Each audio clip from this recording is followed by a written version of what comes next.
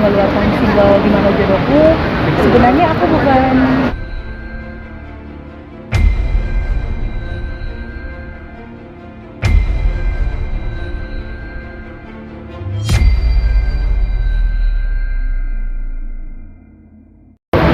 Oke, Mbak Diana, sebelumnya sukses atas peluncuran singlenya ini. Terima kasih. Bisa diceritakan dulu Di Mana Jodohku ini kembalinya Mbak Diana ke dunia entertainment atau seperti apa? ya, jadi dengan aku mengeluarkan single Di Mana Jodohku, sebenarnya aku bukan Kencengin dikit. Oke, lagi batuk soalnya. Sebenarnya aku bukan vakum di industri musik ya. Cuman aku memang hampir setiap hari bernyanyi. Hanya kayak tadi aku bilang, udah lama nggak mengeluarkan karya, dan akhirnya aku dipertemukan dengan orang-orang seperti Mas Romi Rum dan juga tim-tim kreatif lainnya, dan juga memang sama Mas Nurbayan ini kita tuh udah punya konsep dari tahun-tahun kemarin, dan hanya bisa terrealisasi di awal tahun ini gitu. Sebenarnya ada beberapa lagu ya, ada lagu Tampol juga, cuman lagu Tampol ini nanti di bulan-bulan berikutnya. Lagu Tampol kan adalah jargon aku sendiri ya, kalau teman-teman media lihat ikuti, lagu Tampol ini lagu jargon aku.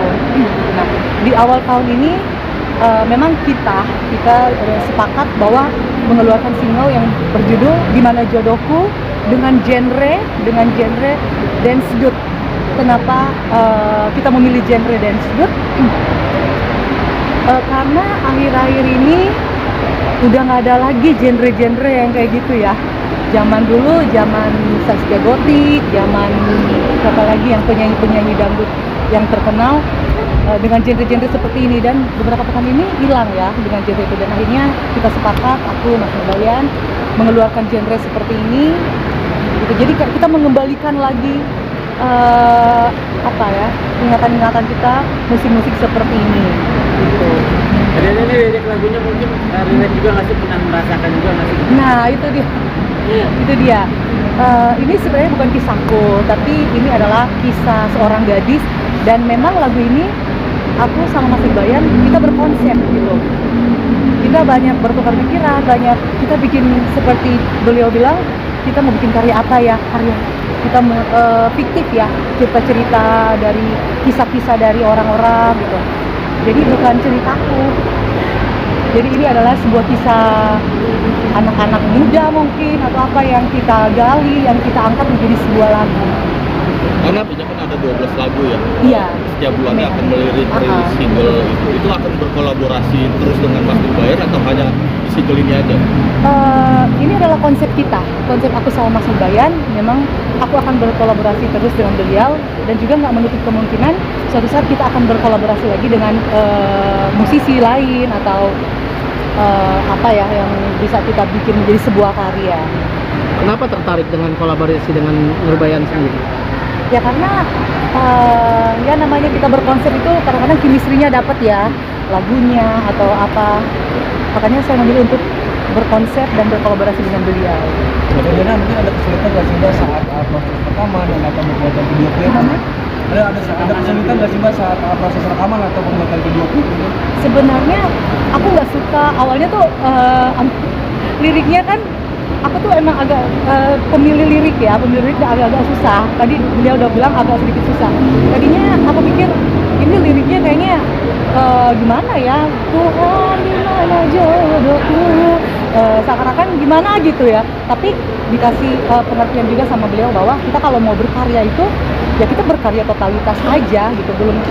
Belum tentu apa liriknya, belum tentu juga apa yang kita alami atau gimana ya, kita berkarya aja gitu loh dengan totalitas. Makanya ya udah gitu, aku mau gitu, dan akhirnya aku menjalankannya dengan benar-benar sungguh-sungguh, totalitas juga, sehingga buat aku lancar-lancar aja.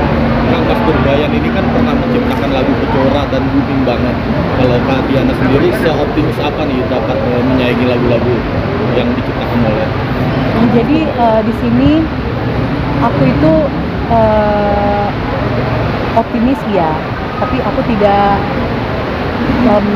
istilahnya membandingkan atau bersaing dengan karya-karya orang lain ya. Di sini aku hanya ingin menampilkan yang terbaik, menampilkan karya-karya terbaik gitu dari diriku sendiri gitu ya, mempersembahkan karya terbaik untuk semuanya, sehingga dari karyaku, dari laguku ini bisa menghibur semuanya. Itu aja sih.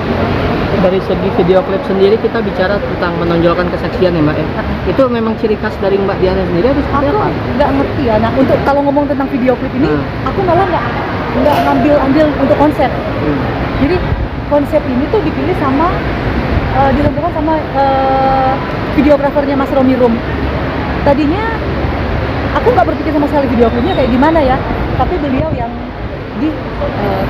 dia merekomendasikan kayaknya kamu bagus begini deh gitu. Dan aku kan orangnya yang kayak ya udah bagus gitu, selagi itu memang masih masuk konsep aku, ya udah boleh deh.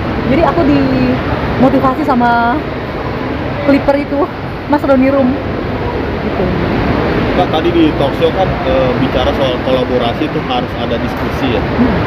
Sudah mendiskusikan soal pembagian royalti belum sih Kak? Untuk saat ini belum ya. Untuk saat ini belum, karena memang aku juga kan menuangkan karyaku di YouTube channelku sendiri ya. Gitu. Dan aku tuh dari dulu di industri musik ini, dunia hiburan ini, selalu berpikir aku mau berkarya dulu. Aku mau mempersembahkan yang terbaik dulu di akunya untuk menghibur, untuk semua yang pecinta musik bisa menikmati dulu apa yang aku berikan, baru kita ngomongin tentang materi, tentang royalti, baru ke situ. Aku di sini mau totalitas berkarya dulu, mau benar-benar berkarya yang terbaik. Tapi bicara sebuah ciptaan lagu kan pasti akan bicara royalti ke pencipta lagu Mbak gitu. Tapi sudah ada deal-dealan dengan Mas Nurbayan sendiri nggak sih? Ada royalti nih berapa persen untuk Mas Bayan gitu? Mungkin omongannya lebih ke seperti ini kali ya. Seperti ya, ketika lagu ini booming, ketika lagu ini meledak, ketika lagu ini bunyi, kita akan mendapatkan sesuatu di lagu ini. Gitu ya. Jadi baru di situ kita akan ngomongin royalti kali ya. Tapi saat ini sih kita belum ngomongin royalti. Dan aku mau kayak tadi aku bilang, aku mau berkarya dulu aja, baru kita ngomongin royalti. Kak Diana mau tanya dong, Ya, sayang.